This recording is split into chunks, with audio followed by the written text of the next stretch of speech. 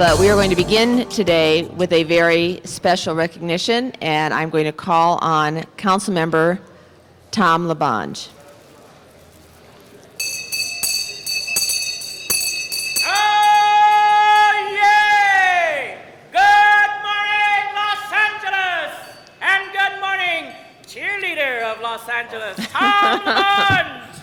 Well, good morning, everybody, and Madam President, good morning. You know who that is, our dear friend. And the town criers of Los Angeles are here, and it's my honor on behalf of the great councilwoman of the Great Ninth District, Jan Perry, to welcome the town criers who have come from near and far to compete in the first annual Los Angeles Town Crier Competition. Let's hear it for them.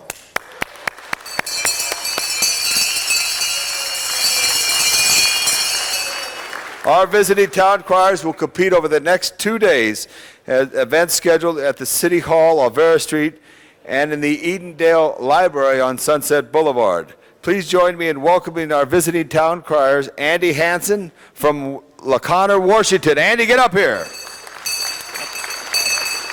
Anacortes, how do you say that? Anacortes. And from Anacortes, Washington, Judith Jewell. And I want to be welcomed back to Martinez, California. So Redmond, come up here. O'Connors? O'Colonies. O'Colonies. Oh, I should have known. Redmond O'Colonies from Martinez, California. From Cambria, California, Bev Praver. All right, Bev. Jerry Praver from San Luis Obispo County, one of the great counties in the mid-state. And John Webster Markham from Ontario, Canada, from our great friend of the North. I also want to take this opportunity to acknowledge a great Angelino, Don Garza, a Marine, someone who we all know and love, someone who has been inspirational to us, and who is our town crier. Give Don a big hand.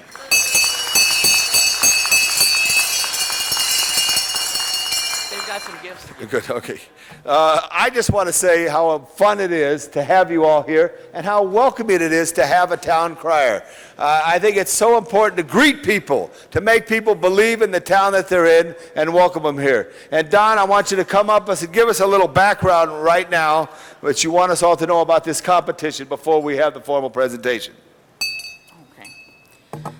Ladies and gentlemen, most honored council people, Janice Hahn and Wendy Gruhl, we love you, as always. And Cindy Misikowski, and who else is here? And all those who are not. And all those who are not. A town crier competition is an opportunity for new town criers to learn the art and the old profession and honor profession of town crying.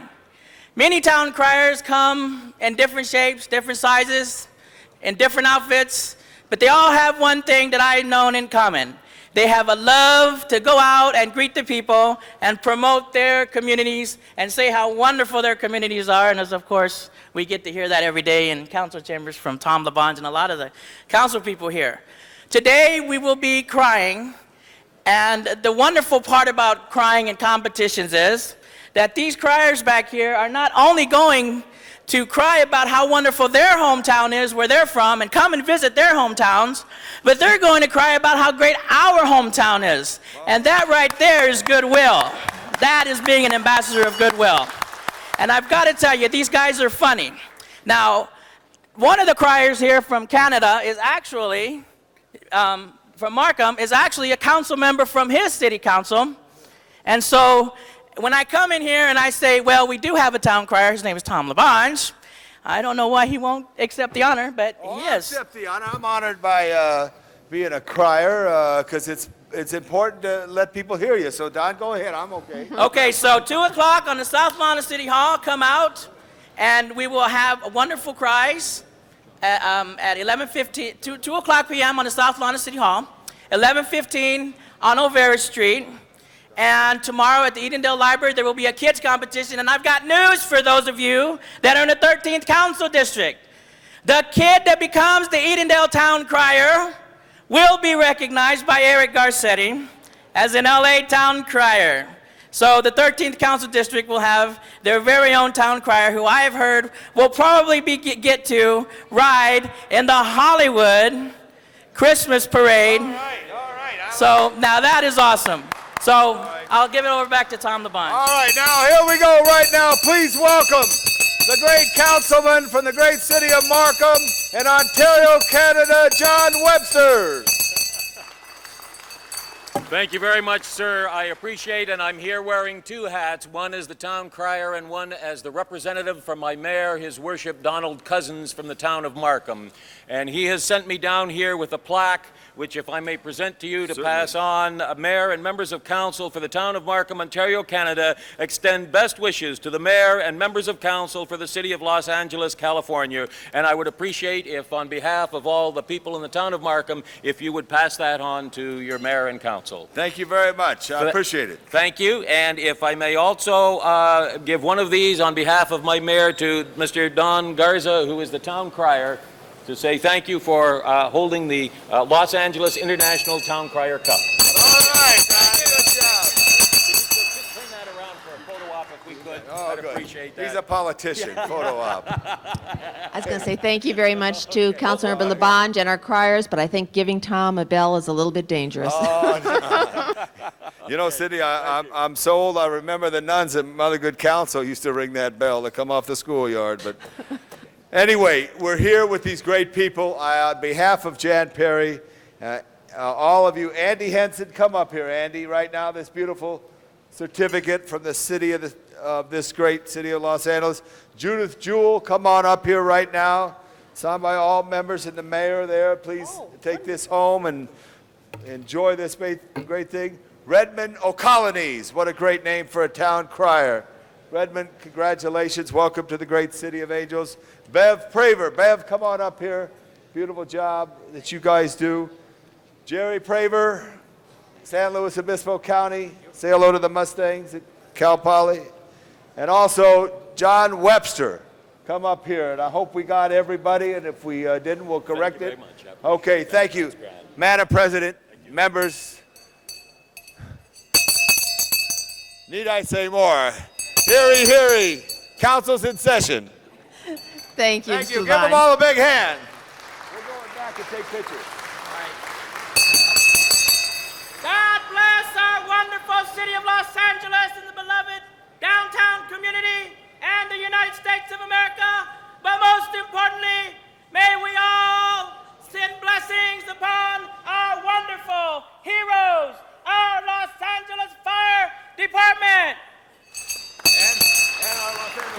And of course, our wonderful Los Angeles Police Department, who have to put up with me as Sergeant at Arms when I do come here as an activist. All right, good. Thank you very much. Thank you very much to our visiting criers and Mr. LaBonge. Let me next recognize Councilmember Wendy Gruhl.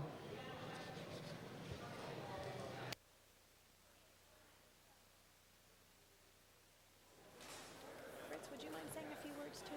I think at the end they're going to. Okay, got it. Thank you, Madam President. I'm so pleased to be here today to acknowledge a problem that still exists in the city of Los Angeles. And I'm pleased to be here on behalf of my colleague as well, Jan Perry, who seconded the motion, who could not be here today. But we are declaring June 5th through June 12th Hunger Awareness Week in the city of Los Angeles. This will coincide with June 7th observance of Hunger Awareness Day nationwide. Today we are calling on those more fortunate to remember to assist in our goal in preventing hunger. In today's society, it's hard to accept that our next door neighbor might be suffering and desperately needing food to eat. But the reality is that more than 750,000 adults countrywide and over 130,000 people in the San Fernando Valley alone are hungry and at risk of hunger. This does not even include those individuals who are homeless or children. Through the tireless dedication of efforts of organizations such as the Los Angeles Regional Food Bank, the Valley Interfaith Council, they serve a coalition of 21 food pantries, senior centers, and nutrition sites in the San Fernando Valley, and over 70,000 Angelenos are served. Their efforts distribute over 4 million meals annually. The combined support of public, private, corporate, and faith-based groups such as the Gas Company, the Los Angeles Daily News, and the Economic Alliance of the San Fernando Valley in the Valley Interfaith Council's Preventing Hunger campaign can make a difference in raising awareness and addressing the problem of hunger. That is why today we are urging everyone in Los Angeles, citizens, businesses, faith organizations, to support food outreach agencies and such efforts as the Preventing Hunger campaign with their time, talents, and resources, because together we can make a difference. I would like to now present, I do have a proclamation, but a few of the people who are here today to say a few words and acknowledge them. First is Barry Smedberg, not an unfamiliar face to many of us, who has been a dedicated director of VIC for many, many years, and Beverly Ventris, who is also from the Valley Interfaith Council. Thank you, Wendy, and I want to thank the City Council for this resolution. Throughout the city and the county, there are organizations addressing the issue of hunger. Valley Interfaith Council, called VIC, is one of these organizations and has been addressing hunger since 1964. We coordinate a coalition of 21 food pantries where we share in food collection and distribution throughout the valley. Also, VIC, with the help through the city's Department of Aging, operates 11 senior dining sites in a Meals on Wheels program. Because of the UCLA study, we created a special coalition to present a year-long public call to action to increase the resources that many of us are providing and to eliminate hunger here in the city. These numbers of food insecurity would be much higher if it weren't for the actions of the city's and county's nonprofit sector through the support of government, corporations, businesses, community groups, and individuals. We enlisted the help of Fritz Coleman, the weathercaster and a mighty fine gentleman from NBC4, to be our spokesperson for the hunger campaign, and he has helped us with TV spots on cable outlets. Perhaps you have seen them. He will be challenging the public at several special events that have been planned. A special gathering on June 7th on National Hunger Awareness Day at our annual meeting, when UCLA will present an update. Fritz Coleman will also be our host for the 30th annual San Fernando Valley Crop Hunger Walk, which this year will be held in conjunction with the Valley Cultural Center's Concerts in the Park. The concert to prevent hunger on July 17th follows the walk. We hope all of you will encourage folks to volunteer and support these food pantries and distribution centers all year long, and not just during the holidays. It is hard work, and volunteers are out there right now packing food bags and delivering meals, which is why many of them could not be here today. To them, it is more important to serve than to be recognized. I personally want to thank the Valley's council persons that are here because you have been out there doing things, and we hope that you'll continue to do that. Each of you also have on your desk, I believe, a wristband, an orange one, which is our wristband to prevent hunger. Those who are supporting the cause wear this wristband, and I hope you can talk it up. And I want to thank you all for that. Thank you. Thank you. Thank you so much. I want to introduce a couple other people who are here and then ask a very special guest to say a few words. But I'd like to acknowledge Juanita and Jose Tesora, who have been great volunteers and board members of Valley Interfaith Council. In addition, I'd like to introduce Michael Mizrahi from the Gas Company, and those of us in the Valley know how active he has been in our community. Thank you, Michael. Also, another Michael Flood from the LA Regional Food Bank, I'm glad that you could be here, and he helps serve all of the communities here in Los Angeles. And last but not least, someone that we watch every single night, but I think I know him more from the fact that he gets up, I know, for several events early in the morning to kick off runs for various causes. He's there at dinners and lunches to support nonprofit agencies in the city, and is really an outstanding individual who has supported this organization and Hunger Awareness Week. Fritz Coleman from NBC4. Fritz. Thank you so much, Wendy, and ladies and gentlemen of the council. We just appreciate this opportunity today to raise awareness about hunger. And I think over the next week or so, due to new statistics that will be coming out very soon, we're going to realize that this problem is bigger than we even knew. And we who live and work in the San Fernando Valley realize its wonderful bounty, and it's one of the most beautiful spots to live in the United States, while at the same time, the silent scourge of hunger goes on maybe 1, 2, 3 blocks from where we all enjoy such a beautiful life.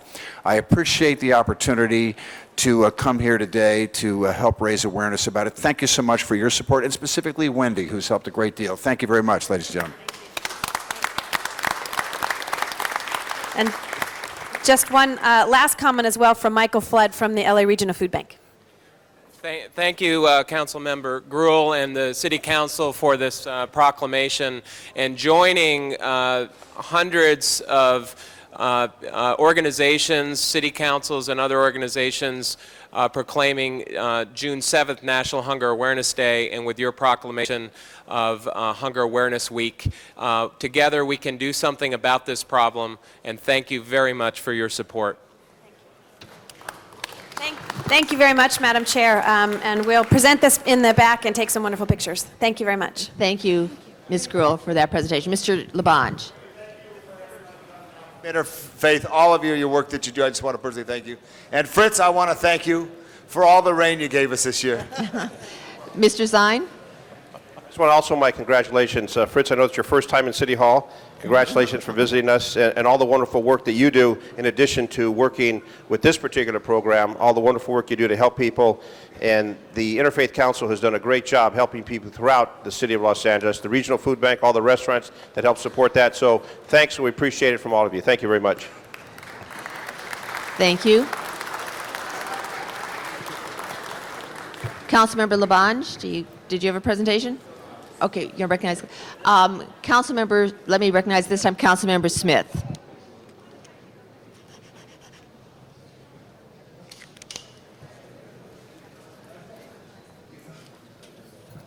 Thank you, Madam Chairman.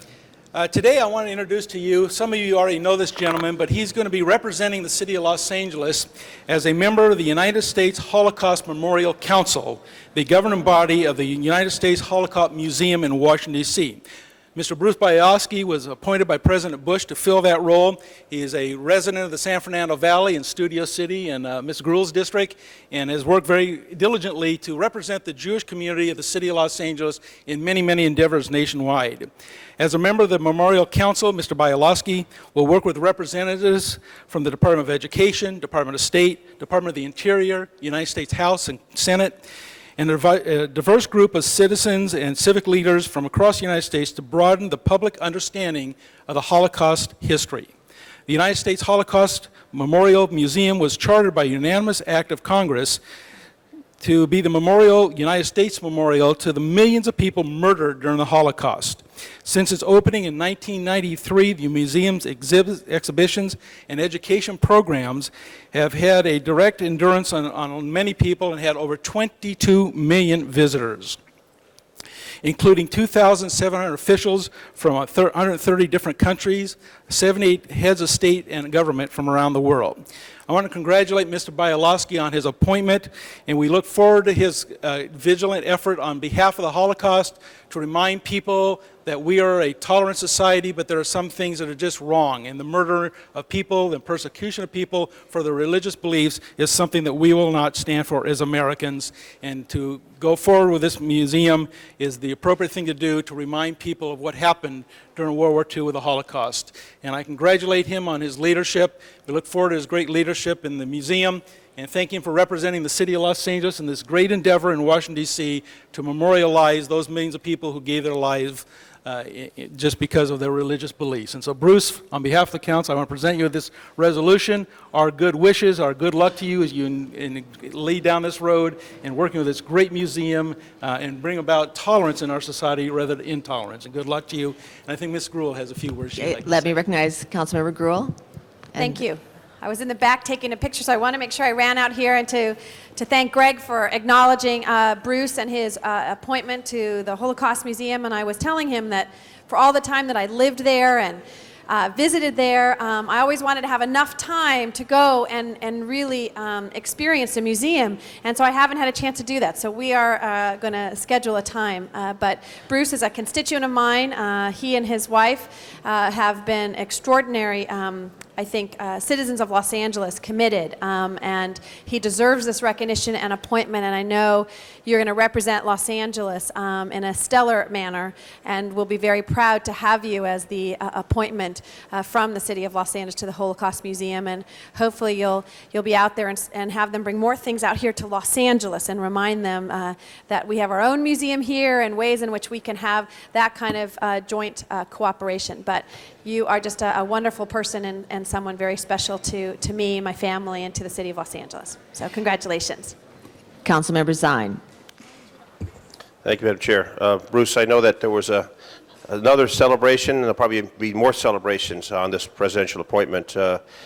It's an honor when the President of the United States gives you that call, that White House call, that you're being appointed. And I know your wife, who's in the audience, I wish she'd come up and join you, because there's always a strong woman behind a good man. Where'd she go? There she is. Get over there.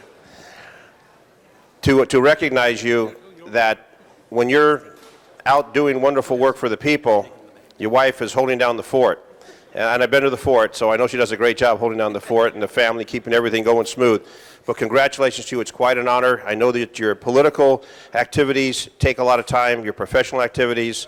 You were the man that got me on the Bema at a temple, the Stephen Weiss Temple, a couple years ago, and you've reached out to this entire community of Los Angeles. You've been a wonderful ambassador to educate, to help people, to inform them. So congratulations on this presidential appointment. I know you do well representing the city of Los Angeles, and to your lovely wife, to see you continue on with those activities while she continues to hold down the fort and take care of the family. So congratulations to both of you.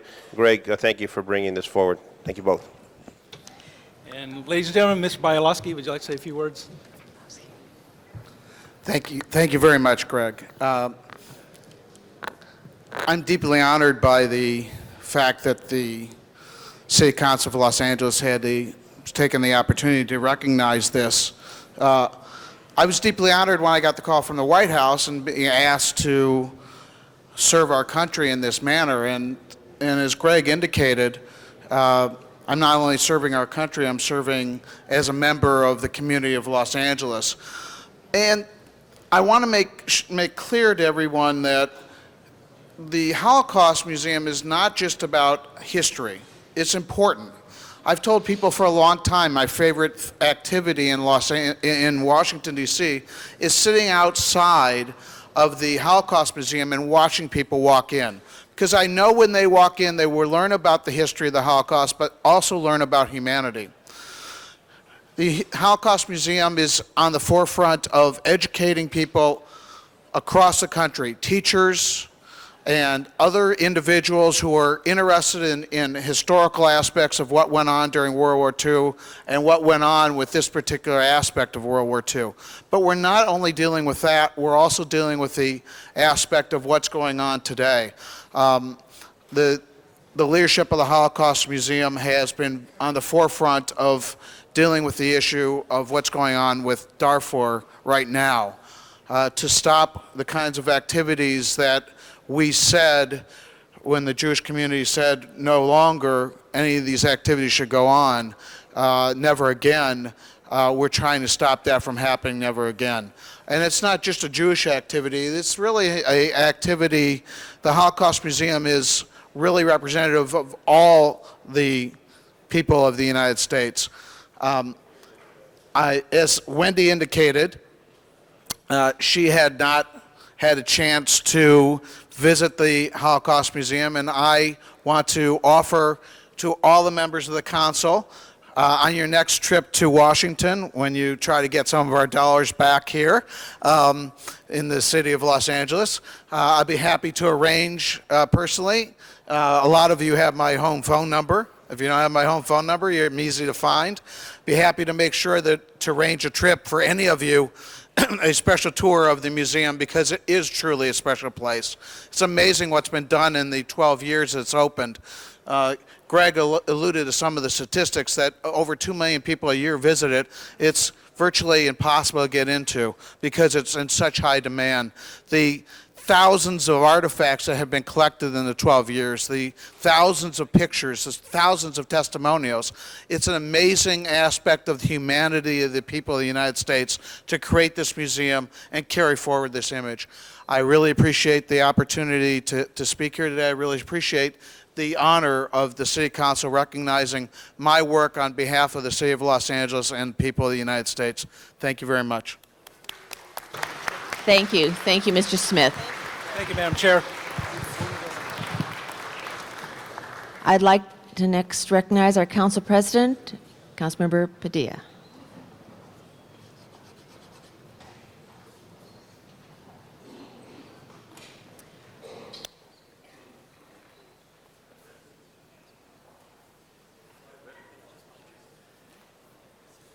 And I'll be joined for the first presentation by Councilmember Wendy Gruhl. But you know what, before I call them, I know there's a group of San Fernando High School students in the back of chambers. Can you guys wave? Welcome to City Hall. They're on a tour of downtown. They're getting a tour of City Hall this morning. They're over to Olvera Street, I believe, for a tour over there, learning about city government and city history. So welcome, and guys have a great day. I do want to call up at this time the entire team. There's an intergovernmental team that is responsible for a bridge building project out in the Northeast San Fernando Valley. You guys want to stand up and come forward? Because this is quite a story, and it's not just an engineering feat that we're proud of, but an historic level of cooperation.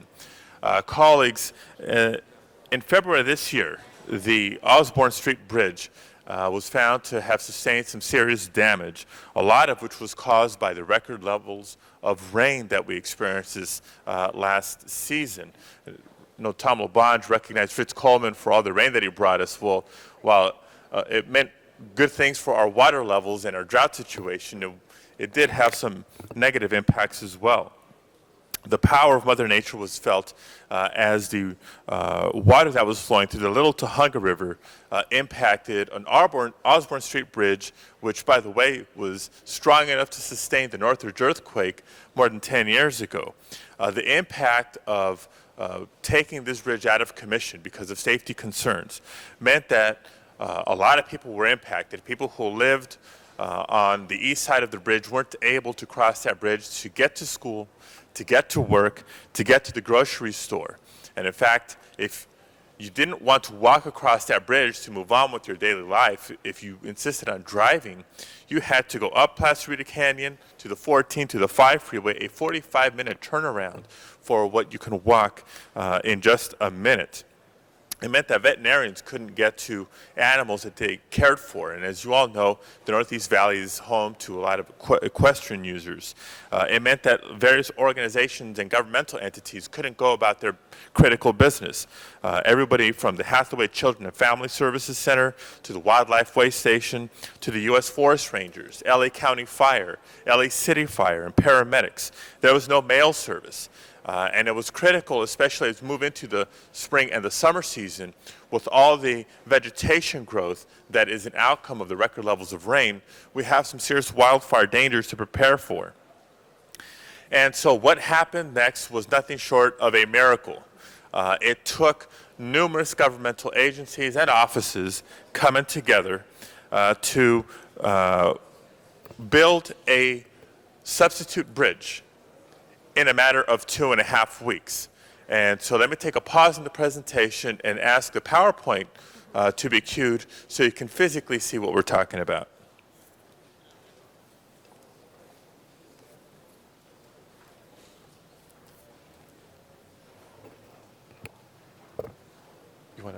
MC here? Our city engineer, Gary Moore, is going to be a little MC here during the PowerPoint. All right.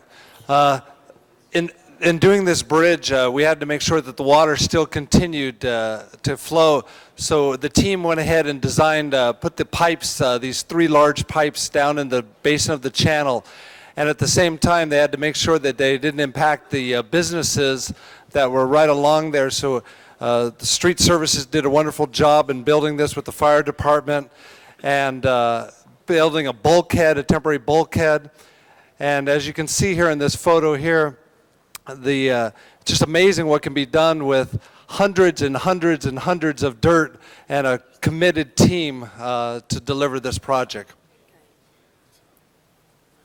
Thank you, Gary. And standing behind me, colleagues and members of the public are the folks responsible for this tremendous work in a span of 2.5 weeks, from April 16th at 7 a.m. to May 5th at 2 p.m. This alternate bridge was constructed to allow people to regain their daily lives, to get to and from work and home and school, but more critically, allow the people who ensure our public safety to do their job, from police service to fire service especially, and other emergency response teams. The organizations and entities involved with bringing this bridge to fruition in record pace included the Bureau of Street Services, Special Project Division, the Bureau of Engineering, the Department of General Services, Standards Division, the Office of Congressman Brad Sherman, the U.S. Army Corps of Engineers, the LA Regional Water Quality Control Board, and last but not least, the men and women of the Los Angeles City Fire Department. And at this time, let me ask both my colleague, Wendy Gruhl, and our Fire Chief, William Bamatri, to say a few words and to recognize some of the individuals behind us. Thank you so much, Alex, for letting me join you this morning to acknowledge the mostly gentlemen, I think, and maybe women in our city departments who really almost literally moved mountains in this way and dirt to give access to this community. And Alex Padilla's office took the lead. Kaim, on your office was extraordinary. My staff, Rosalind, commented frequently, everything is in control because he's moving it along. So I want to acknowledge him as well. The individuals behind us not only did this bridge, but in my district, Alex and I were particularly, I think, impacted in some of our rural areas where they built roads. And Conover Road, which allowed the Riverwood Ranch part of my community to be able to have access because their road was out for weeks, literally, and they were without mail, they were without other services for their equestrians, everything you could imagine. And these individuals went above and beyond the call of duty, working many days, 24 hours a day, 7 days a week, to provide that kind of service to this community. And we don't say thank you enough. And I want to thank Councilmember Padilla for taking the time to recognize these individuals because they are what makes Los Angeles great. They are the individuals who we should thank more often. And I went one morning after the Conover Road and showed up at 7 a.m. I think I surprised some of them. It was freezing cold with coffee and donuts, but just to say that we appreciated their efforts. So congratulations. Thank you. We know you do this every single day of the year, but this was an extraordinary effort and Councilmember Padilla's district, a part in my district, but you are extraordinary public servants. Thank you. Mr. Zine, did you want to add something? Chief, thank you for just a moment. I just wanted to comment that people who aren't affected by it don't realize the impact on the residents. I read a letter that was passed out by Hathaway and the impact that it had on the Hathaway group, but all the folks that were impacted by it, and it reminds us of what happened down south of here in Orange County, Laguna Beach, where those homes fell, and all those people who've been devastated, how their lives have changed, and the city crews that come in and put it back together. And that's what happened in this particular situation, is the city crews have been able to put something back together so they could restore the life and restore the transportation, restore the access that they lost during that tragedy. So my congratulations to all of you. And I heard Congressman Brad Sherman's name mentioned. He has a representative here, Michael Toe, who's his representative. I'm sure the congressman threw in some federal dollars, so we appreciate that. I don't think he was out there helping with the dirt, but he was throwing in the dollars. We do appreciate his support for this. And I found that the congressional representative that we have, Brad Sherman, other representatives, working with the city, working to make this happen, make this change. And when we look at what's happening down in Orange County right now, we look at what happened here, it can happen everywhere, and we depend on our city crews every day to maintain that tranquility and that quality. So congratulations to all of you from the city force, Chief Belmonte, to your representatives also. Thank you. Councilmember Labange. Madam President, Mr. Zine, congratulations to all of you. Mr. Padilla, Ms. Gruhl, thank you for bringing these great people in. Today was a reading day at Santa Monica Boulevard School. The book I read to them was Katie and the Steam Shovel. And Chief, when the snow came so hard in the little town, the fire department could get out. Fire department couldn't do his job. Police department couldn't do it. Just like Mike Mulligan and his steam shovel, it was the Public Works Department, it was street services, engineering, helping work together. So exactly, you remember that tremendous winter in South Los Angeles that Watts experienced that unique weather condition.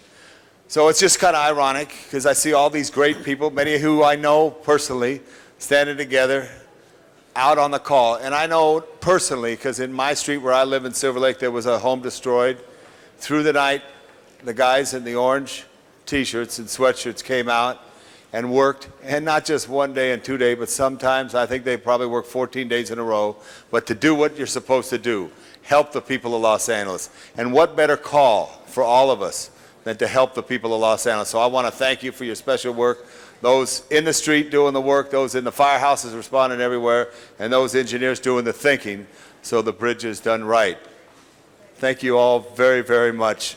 Congratulations, and thank you for your service to the people of Los Angeles. Chief. Well, thank you very much. It really is a pleasure to be here to recognize so many of our city workers. And I want to really emphasize that what you see behind us is the team that does a lot of things. They are all first responders when the city has the call. And as Councilmember Zine brought up Laguna Beach, that was my point also, is that we are so fortunate here in the city to have the type of people that pull together and the resources available to us to meet those needs, as we did at the Conover Fire Road during the heavy rains. And actually this past week with the landslides down in Laguna Beach, we had city engineers and street maintenance people go out and check our trouble spots, because if you recall when we spoke last during the rains, all the geologists have predicted that about 8 months down the road we will see these types of things, and sure enough in Laguna Beach it manifests itself, and hopefully we can prevent that here in the city of Los Angeles. And certainly it's important to maintain those resources, and I put my plug in here that Councilmember Gruhl has her motion coming to Budget and Finance. I know Chief Parks is anxiously awaiting that motion to regularize our positions for our tractor unit that are currently doing the brush fire road clearances for the upcoming brush season that's going to be upon us next month. So again, your consideration at that time. I want to express my appreciation to Councilmember Padilla for bringing this forward. And I too saw the letter from Hathaway, and those are kind of the indirect benefits where you think you're fixing a road for travel and it impacts the children's services in a very direct way, and their ability to get those services to the constituents out in the district. Thank you again for recognizing everybody from street maintenance to the fire department to general services. Thank you.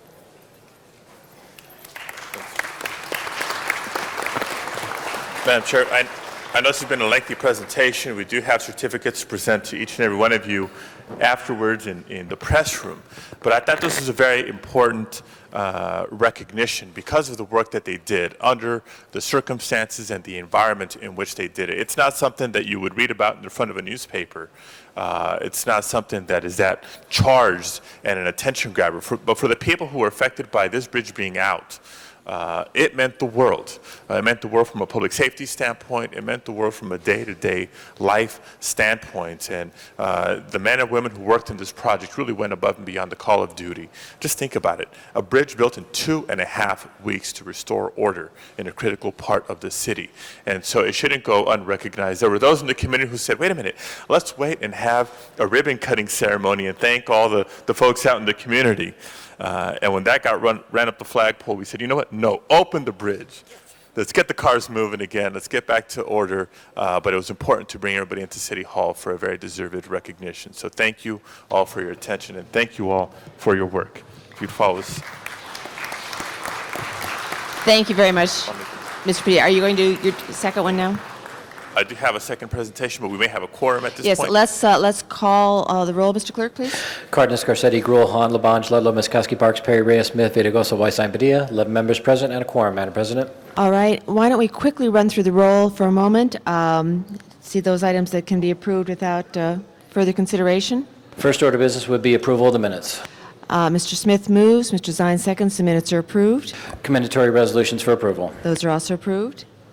Before beginning the regular agenda, there's been a request to continue item 10 for 2 weeks to June 17th. Is there any objection to continuing item 10 for 2 weeks? If not, that will be the order. And on item 16, the matter was continued in committee, and it has been requested that the matter be sent back to the Rules Committee. Without objection, item 16 will be sent back to committee. On the regular agenda, items 1 through 15, with the exception of 10, are items for which public hearings have been held. The Personnel Committee has submitted its report on item 2, and that has been circulated to all members. Are there any specials, members? There are no cards submitted. The public hearings have already been held. Items 1 through 15. Seeing none, those are before us. Open the roll. Close the roll. Tabulate the vote. 11 ayes. All right, those are approved. Next items. Items 17 through 31 are items for which public hearings have not been held. 10 votes are required for consideration, and an amending motion has been circulated on item 18. All right, there are no cards submitted on those items, so they are now before us. Items 17 through 31. Any specials, members? Seeing none, those are before us with the amendment on 18. Open the roll. Close the roll. Tabulate the vote. 11 ayes. Those are approved. On the continuation agenda, items 32 through 34 are items for which public hearings have been held. On item 34, the CAO and CLA have issued a joint report with a recommendation to adopt the EQ report rather than the Budget and Finance. A motion is required. Mr. Parks? There's 2 reports on file, and we would like to adopt the EQ report and use the funds from the Prop O. I think Ms. All right, then we have a motion to adopt the environmental quality report on item 34. Mr. Weiss? I'd like to request a continuance on that till Tuesday, if that's acceptable. All right. Ms. Gruel, are you playing a joke on me? All right. All We right. really would like to do it. Then let's continue item 34 till Tuesday. And Mr. Parks has made a motion, so that will continue. That leaves items 32 and 33. Either of those items, any items 32 and 33? Ms. Hahn? Send 1 and 3 forthwith. Let us first deal with items 32 and 33. They are now before us. Open the roll. Close the roll. Tabulate the vote. 11 ayes. Those are approved. You wanted items, those were ordinances. We don't have 12 members that I have to go over for 1 week. 3 is on the second reading. 3 is on the second reading. Okay, then 3 we will send forthwith, and items 1 and 2 are over 1 week. Yes, Mr. Zine. 18, forthwith. Forthwith on item 18. Thank you. All right, I believe. Madam President, on item 27, which has already been considered and approved by council, an amending motion just came across the desk. Do you wish to reconsider that item? Is there any objection to reconsidering item 27? If not, then open the roll, close the roll, tabulate the vote. That does have the amending motion now before us. Again, open the roll, close the roll, tabulate the vote. That 11 ayes. Those are approved. Let us now, could I ask for a little order in the council, particularly among the council members, as I then now recognize Councilmember Padilla. Thank you, Madam Chair, and colleagues. Little order, please. Not only for the sake of the agenda before us, but for yet another special presentation. Back in 1997, then council member, now assembly member Jackie Goldberg, authored and championed the living wage ordinance here in the city of Los Angeles. And at the time, it was a very contentious debate. At the time, there were many members of the community who were adamantly for a living wage ordinance. And there were many throughout the city who feared that a living wage ordinance in Los Angeles would have a detrimental effect on our economy and would cause the loss of jobs.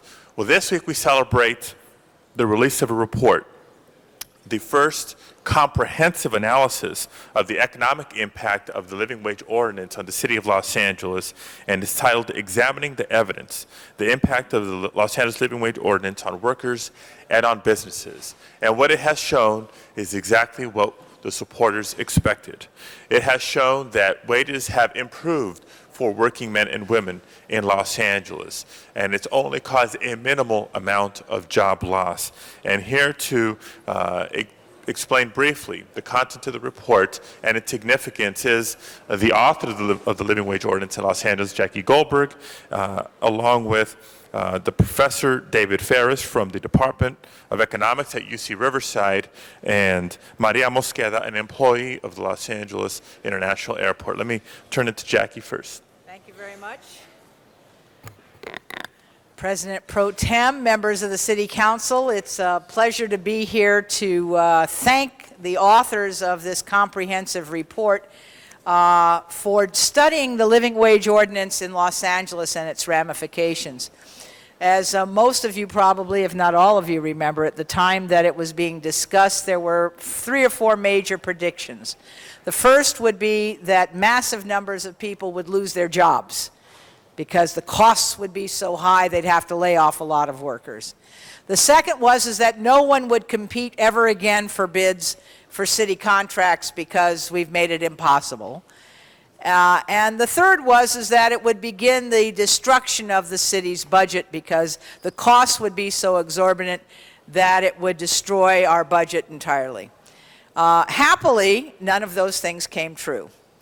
What happened instead was that literally thousands of workers had their standard of living raised. The loss of jobs was less than 1%. And most importantly, and I think this really is most importantly, the firms that the companies, small and large, mostly small, that were involved and who were impacted by this actually found some good things that happened. Their turnover was reduced. They got a higher quality of employee applying. They were able to have retention of employees for longer and other things like that. So I think that it does suggest to us that you have to spend a lot of time. We spent about a year working on this. All the council members were involved and engaged. And the mayor's office was involved and engaged too, but at the time it was fighting us. But at the end of the day, when it happened, it provided an opportunity for people to be able to be better parents because they didn't have to work 2 jobs. It gave the one failure, the one regret, is we didn't put enough money into the dollar per hour for health care because almost none of the companies actually felt they got enough money from the $1.25. So if you're thinking about fine-tuning this, you might want to raise, there's one of my colleagues who was here for that battle. If you think about fine-tuning this, you might want to think about increasing the amount per hour and working with those companies as to what it would take for them to actually cover health care costs. And that would be my suggestion. But basically, I really came down because I wanted to thank the researchers. So often, everybody kind of makes up what they think happened. Oh, it was good for the city. Oh, it was bad for the city. But to have people spend some serious time and spend some serious effort from UC Riverside and UCLA means that we now have the facts on the effects of this. And I just came down to say thank you to them. So thank you for having me here. Council members, thank you very much. I will be brief. I'm Dave Ferris from the University of California, Riverside. Thank you. This study represents over 4 years of careful research work. It is the single most important careful analysis of a living wage law that exists across the country, and it's an analysis of the Los Angeles Living Wage Ordinance. The major findings.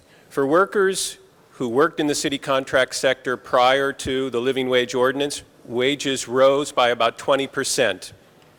Employment loss was roughly 1%. We looked at these workers to find out if in fact they were low income, poor workers. It turns out that less than 4% of them are less than 4% of them are teenagers. Roughly 70% of them are high school graduates or less, so these are indeed poor workers living in poor families, and the living wage then targeted precisely the group that it was meant to target. We also found, and this was most important, that the impact on businesses was minimal. Not only was employment loss less than 1%, but turnover fell, absenteeism fell. We estimate, and we did a great deal of work on this, that of the increase in employment costs and labor costs resulting from the increased wage, employers recouped about 16% of that in savings due to reduced turnover.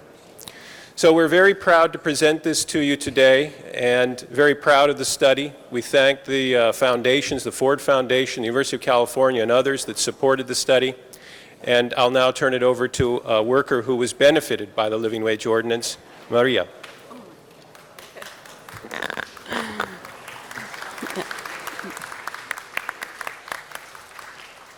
Honored member of the City Council, ladies and gentlemen, good morning.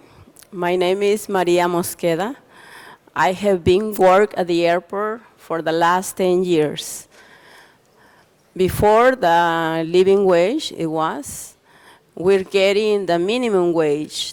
But today, I'm here to testify what the living wage did to me. One of the first things for me and my coworkers is to hire or to have better standard of life, because in front of my supervisor or my managers, we got more respect. Another thing it was very wonderful for us, it was between the living wage and the minimum wage, it was $250 more in my pocket per hour. That means it was $25 more in one day. With this money, thank God and thanks to the living wage, we can afford better, to pay the bills and especially to give food to my, to my family. The thing is, when you have more money in your pocket, you can feel more peace in your mind. But it's not only that. Also, with the living wage ordinance, we got vacations, and with that vacations, I got time to go to visit my father in Mexico, who was sick, and I had 6 years without seeing him. But I have to say thank God and thank to the living wage and thank to the LAX. Thank you. Thank you. Clearly, colleagues, the living wage ordinance has been targeted at people who, like is too often the case in Los Angeles, feel they have to work 2 or 3 jobs to provide for their families, to make ends meet. We've seen real proof that the living wage ordinance is working. Thank you very much. Thank you for that recognition and for the report that was done that confirmed this work. It's nice to see the city's work be researched and reported on in the later years. We have an introduction. Mr. Weiss. Thank you, Madam. Thank you, Madam President. All right, boys and girls in the back, I'd like you to stand up. This is your chance. Folks, I'd like to introduce you to the 3rd graders from Warner Avenue Elementary School, from Rhonda Payton's class and Joy Taniguchi's class. Welcome to City Hall, guys. It's great to have you.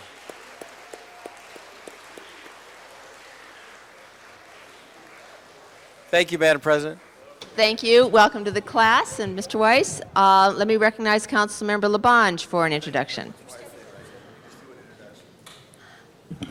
That's good to follow Warner Avenue School. Good to see Warner Avenue, a great school. You could be seated at this time because I'm going to call upon another great school at this time. Great Oakwood School from the San Fernando Valley. Give yourselves a big hand. Wyatt, say hello. Hi. All right, good job. Thank you, Oakwood, all your teachers for visiting the City Hall.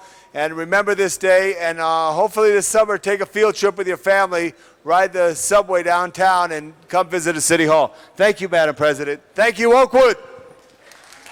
Thank you, Councilmember Labange. We have another presentation to be made by Councilmember Martin Ludlow.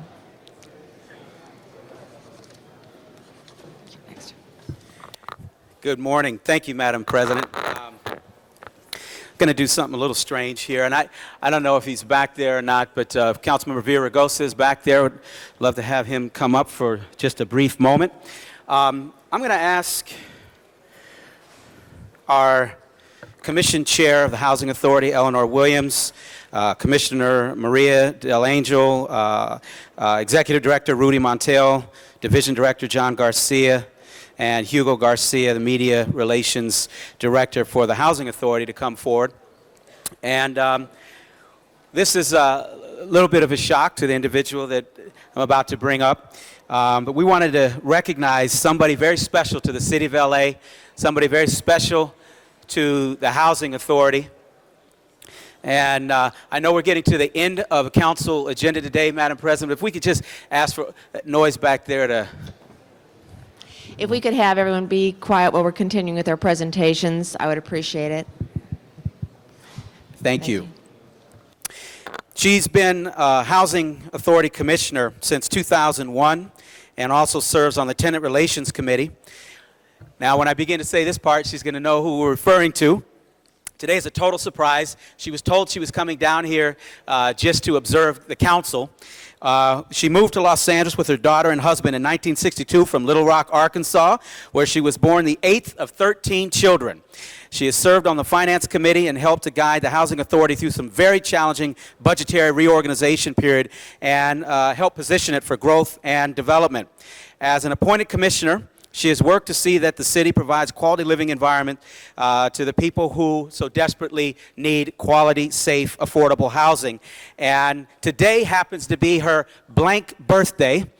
We're not going to say the great one, but this is a big birthday for her. So we're surprising Commissioner Lovey Jackson with this honor today. She had no idea this was going to happen. If her family could come on up.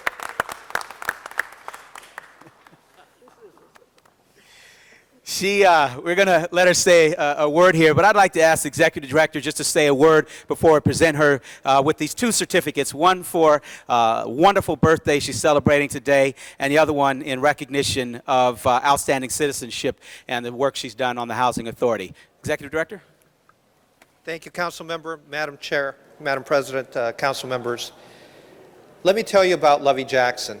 And let me introduce myself. I'm the new Executive Director of the Housing Authority of the City of Los Angeles. And I've gone around the country and have met a lot of commissioners, but let me tell you, we do not have a more active resident commissioner representing the senior communities anywhere in the U.S. greater than Lovey Jackson. She is just a dynamo, she is heart, she is passion, and she's out there fighting for the senior communities.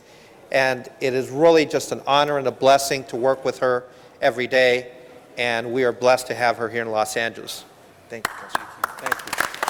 And I just wanted to note, she's here with family members. I'll let her introduce them. She, I'm sure, was up all night preparing a speech for this moment.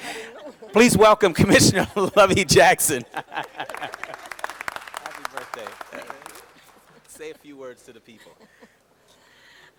As usual, I'm speechless. I don't know what to say. I do appreciate this very much. And I would like to give you a secret, what the blank is. May I? Yeah, absolutely. Because you may not be here for the next one. I'll be 80 years old on the 12th. Outstanding. I want to introduce my one and only daughter. Now she's my mother. Helen Whitaker. Thank you.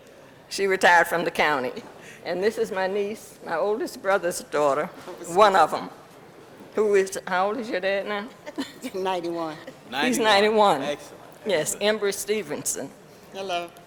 And thank you. Congratulations. Thank you. Thank you all so much. All right, thank you. Thank you very much, Mr. Ludlow, for bringing that special guest down here today. I believe we have one more presentation, and I will be calling on Councilmember Zine, who will be representing Councilmember Ed Reyes, who isn't able to be here today.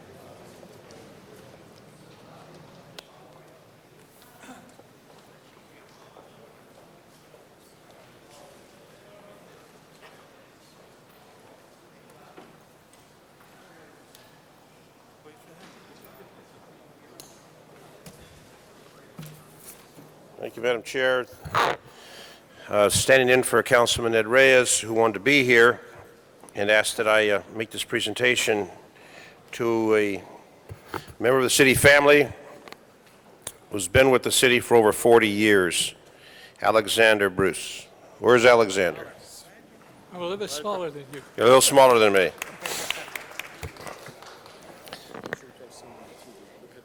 And we have the representatives from the city family with us. Alexander Bruce, tell him how old you are. 84. Should I tell him? Yes. All right, 84 years old.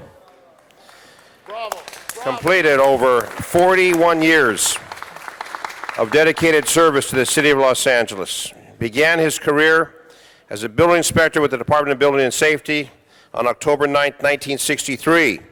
Became a building mechanical inspector on August 24, 1969. Promoted to senior building and mechanical inspector in August 1972, and his current position of principal inspector April 17, 1981. During his tenure, he's managed the Department of Building and Safety San Pedro office for many years and was very knowledgeable about the San Pedro area and its history. His thorough knowledge of the code and technical expertise enabled him to handle even the most complex of inspections. He has always been a friendly, approachable supervisor and manager who has patiently and skillfully helped his subordinates, his co-workers, and the residents of the city of Los Angeles with their questions and concerns.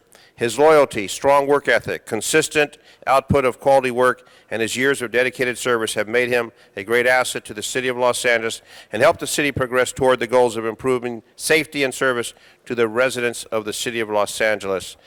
A total of 41 years of service to the city of Los Angeles, and I understand you have a grandson who works for Building and Safety, and he's got how many years? Almost 20. Almost 20 years of service. So the tradition continues in the Bruce family. We have a nice resolution on your retirement. I see you have some family and friends that are joining you in council, along with the general manager who's going to speak in a moment, and then we'll give you the microphone. But all those years of service, you've seen the city go through wonderful changes. You've seen it build. You've seen it build bigger and bigger and bigger and better. You've seen the red car come back to San Pedro and the whole revitalization. So Alexander Bruce, on behalf of the Los Angeles City family, we want to wish you happy retirement and best wishes as you enjoy retirement and the wonderful years you've devoted to the city of Los Angeles. Councilmember Hahn. Thank you, Madam President. Alex Bruce, you have had a very distinguished career with the city of Los Angeles. Many of those years spent in the beautiful community of San Pedro, and you were involved in all the planning issues, building and safety issues in San Pedro. People don't realize a lot of the things that were going on in the harbor, the Port of Los Angeles.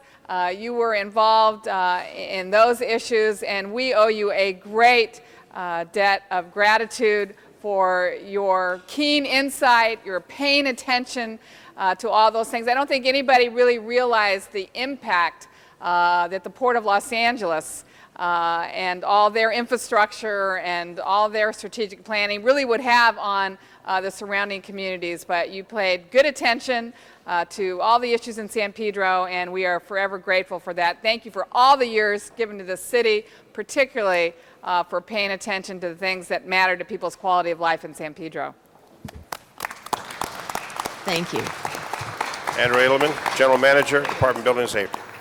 Thank you, Council Member. It is a joy to celebrate 41 years of service of Alex Bruce. Alex Bruce, when I came here 8 years ago, was the grandfather figure for all of us. And again, it was mentioned, his grandson is a 20-year veteran of the department. That tells you. And there were many more building and safety staff here, but they had to go do inspections this morning. And still, as you see, about 30 of them have joined me. And most of them who are behind me here, the reason they are here is because Alex Bruce was their training officer when they came here as a rookie. As a matter of fact, I think Bob Steinmack told me that Alex Bruce was training officer when his father came here as a rookie. So with that, I am delighted to celebrate 41 years service of Alex Bruce. And Alex, on behalf of Department of Building and Safety and City of Los Angeles, thank you for what you have done in San Pedro. Thank you for what you have done in West LA. And thank you for being a great guy with very funny jokes. Your turn. Thank you very much. And Councilwoman Hahn, I want to appreciate what you said. I've always been in close contact with the councilwomen, and we always try to do our very, very best for you, every time. And my very big boss, the chief, was talking about jokes, and I was waiting all morning to listen to have one. And when they said I was going to retire, I was going to do some fishing. And which reminded me of, we went fishing one time out in a rowboat, and we found a spot that was really good. When the bottom of the boat was half loaded, we caught so many fish. And I said to my partner who was fishing, boy, this is a hot spot. Did you mark the spot where we could come back tomorrow and fish? He says, yeah, I got it all marked. Take a look at the side of the boat. I put a big X on it. And I said, well, that's the stupidest thing I ever saw in my life, putting an X on the outside of the boat. The boat's moving. It's in a different place all the time. So, man, I thought, hold on, I've got to remember the joke. I think that's the best one of all. The X on the side of the boat. Oh, and I says, yeah, that's kind of stupid, putting a mark on the side of the boat. And he said, why? I said, when somebody might come down here before us and take the boat out. I sure screwed that one up. Alex is joined here by Juanita, his companion, his son John, who is taking pictures, and his grandson, Mr. Roger Bruce, and quite frankly, the entire building and safety family is part of Alex Bruce's family because we have been all trained by him one way or other. Thank you very much. I'd like to say one parting thing. The people behind me are members of the Department of Building and Safety. Every single one of them are Class A people, not only inspectors, but they're part of their life. I'd like to acknowledge some of the chiefs that we have, and I had some small part in getting them there. Thank you very much, all of you. Thank you. Thank you. Thank you, Mr. President. Okay, we're going to go back for photos now. Photos. Thank you, Mr. Zine. And colleagues, I believe that concludes presentations for today's meeting. Are there any other presentations scheduled or waiting? If not, Mr. Clerk, next item. Now would be time for comments from the public on non-agenda items. Okay, and I do believe there's a special one being introduced and working its way around the horseshoe. In the meantime, if we can place our public comment clock. This is general public comment, an opportunity for members of the public to address the council on matters within our jurisdiction but not appearing on today's agenda. Council calls forward Private First Class Ted Neubauer, followed by Hilda Marroquin, Juan Martinone, Aurelio Gonzalez, Jesus Rizate, and Candido Santana. It's so fun to talk to an empty chamber. What does it take to get you guys to answer your phone calls? Mr. Garcetti, who is not here, your Miss Shu does not return phone calls. You wanted to put a slop job, psychedelic type slop job paint job on the Hollywood sign to honor U.S. veterans. U.S. veterans are being locked out of Los Angeles' affordable housing by East Europeans. Procedural tricks are being used to accomplish that. So how about doing us some good, okay? Mr. Padilla, your Mr. Rosales does not return phone calls. ×3, no return. Mr. Zine, you're supposed to be a champion for U.S. veterans. Where are you? We just completed, I'm representing the Veterans Center for Law and Justice. We just completed a survey on the Hollywood Views project. With the exception of 2 names from the Middle East, every name ends in V. Now, if the process is fair for affordable housing in Los Angeles, how do you manage to get such a skewed result? Concerning the Sunset Views project, how was the contract awarded? The management company, Levine Management, refuses to submit any evidence whether or not the process for obtaining tenants is fair. The Hollywood Housing Corporation, a nonprofit corporation, is refusing to inform us about how publication was affected to notify the public of these housing opportunities. Instead of, and I'm asking Mr. Zine and Mr. Padilla and Mr. Garcetti and the entire council, instead of a bunch of toothless, innocuous resolutions about showing appreciation to veterans, let's have something. Let's engage in a revolutionary concept. Let's honor living veterans with affordable housing. It's their national service up to including the last full measure that made this meeting possible. Thank you. Thank you very much. Our next speakers are the delegation from the South Central Farmers.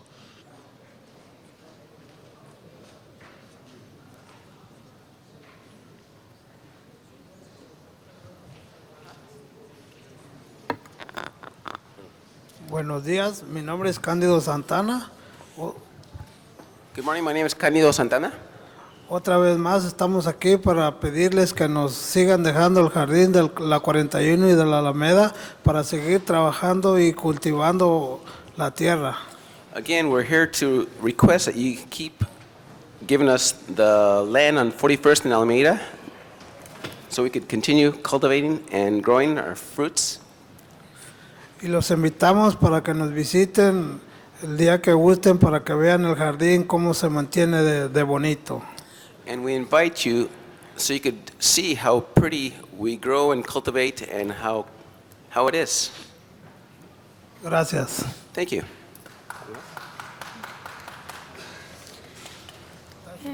Good afternoon. My name is Hilda.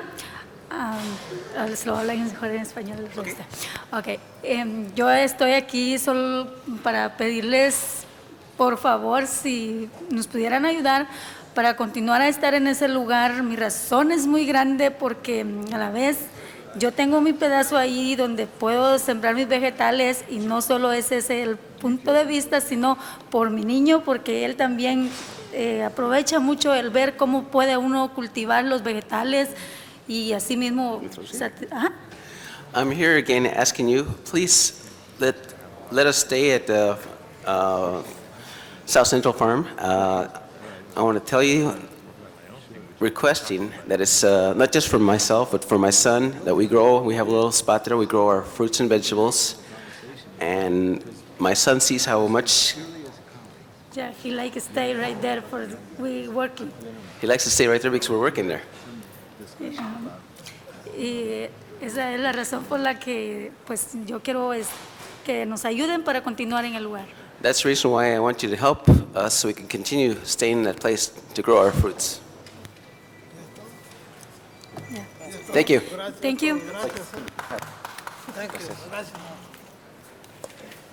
Thank you very much. This concludes general public comment for today's meeting.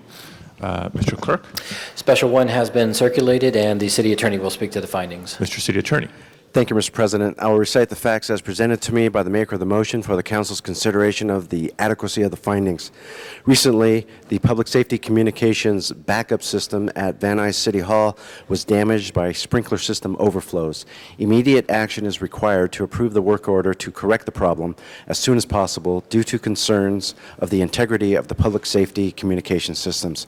Council must first make findings pursuant to Government Code Section 54954.2 before considering the substantive motion. Okay. Members wishing to be heard on the findings? Seeing none, let's open the roll on the findings, close the roll, and tabulate the vote. 10 ayes.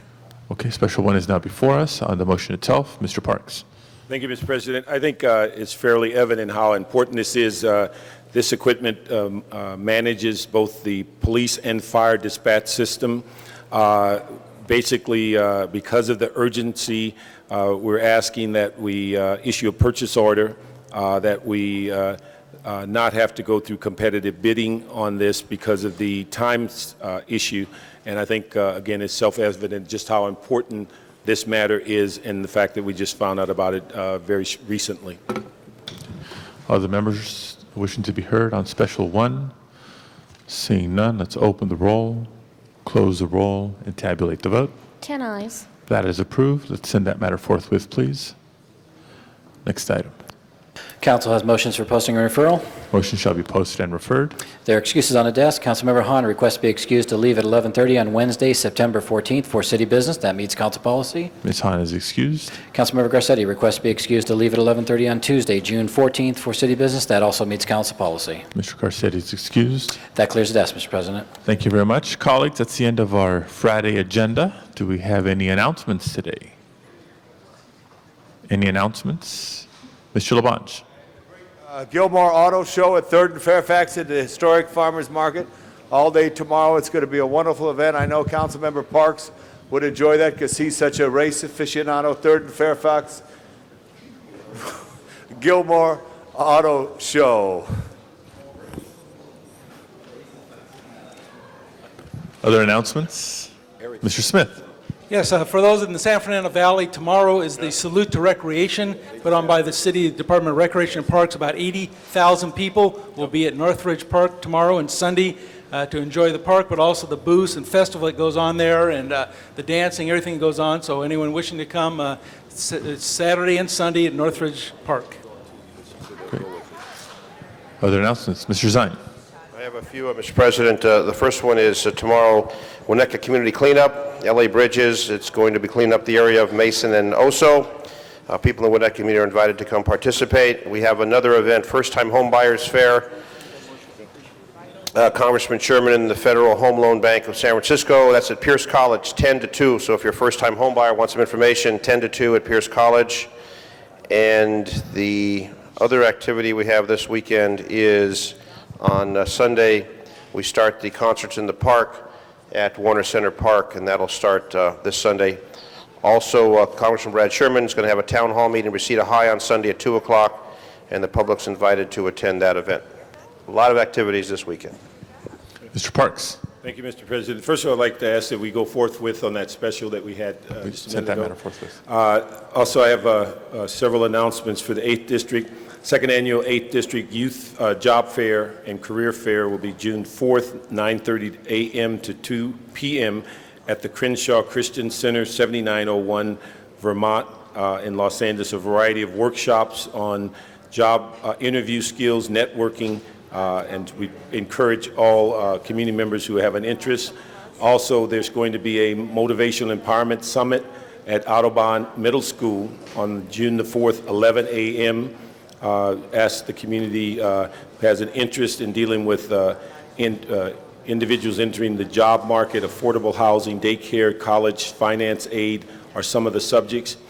Also, starting this weekend, LAPD, primarily Southwest and South Traffic, will team up with the CHP for each weekend during the summer on Crenshaw to go through the annual Sustain Anti-Cruising Task Force in the sense of Crenshaw Boulevard. And then the final one is that every Sunday, the 8th District Leimert Park will have its, at the Vision Theater parking lot, Degnan Boulevard and 43rd, We'll have the fresh fruit farmers market, flowers, and ask all community members to come out and participate. Other final announcements? Then mine will be the final one. Tomorrow morning in Pacoima, across the street from McClay Middle School, Habitat for Humanity is also having another service day. Folks interested in coming out to volunteer, helping build affordable housing for families through your physical labor are more than welcome. Habitat for Humanity project starting at 8 a.m. If there's no further announcements, do we have adjourning motions today? Please rise for adjourning motions.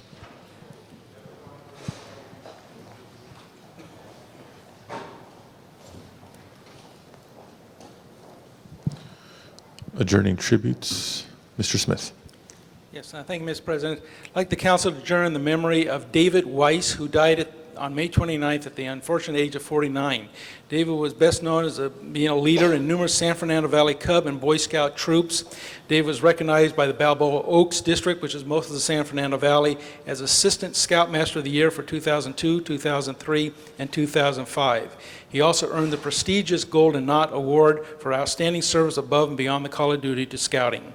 He is survived by his wife of 22 years, Charlotte, sons Edward, a Life Scout, son James, a Tenderfoot Scout, and his parents Margaret and Charles, his brother Bill, and sisters Maggie, Carrie, and Betsy. May he live and rest in peace.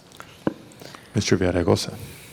Mr. President, members, I'd like to adjourn in memory of Elder Clarence Turner, who spent the last 73 years of his life devoted to his faith, family, and community. Elder Turner was born in Mississippi in 1932 and married his childhood sweetheart, Sylvia, in 1950. After serving in the military, Elder Turner moved to California, where he served as the recreation director for the First Apostolic Church of Inglewood under the direction of the late Bishop Wayne Davis. When his son, Bishop Edward Turner, started his own ministry called the Power of Love Christian Fellowship, Elder Turner served in several capacities for the ministry, from building the church stage to serving as the head deacon. Elder Turner worked diligently in every ministry that he joined after leaving California, but his heart always belonged to the Power of Love Christian Fellowship. In addition to his commitment to his faith, Elder Turner was also passionate about his family. He spent hours playing board games, fishing, and boating with his grandchildren. Elder Clarence Turner is survived by his loving wife, Sylvia, his sister, Bessie, 5 children, 13 grandchildren, and 3 great-grandchildren. May he rest in peace. I imagine all members would like to be a part of that. All members. Other tributes? Mr. Clerk, please call the roll. Thank you all very much. This meeting is adjourned.